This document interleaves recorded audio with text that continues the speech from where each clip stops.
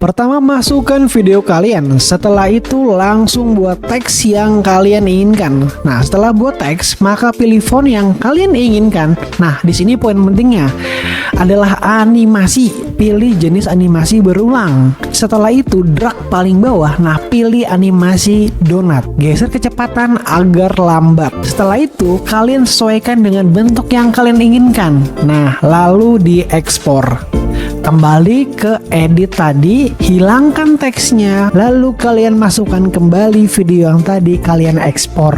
Overlay video itu, lalu hapus latar belakang, kita timpa ke video yang tadi kita ekspor. Pilih video yang overlay, cari menu tutupi. Ya, gunakan menu horizontal. Nah, setting agar terlihat kita dikelilingi oleh tulisan donat. Jadi video kalian.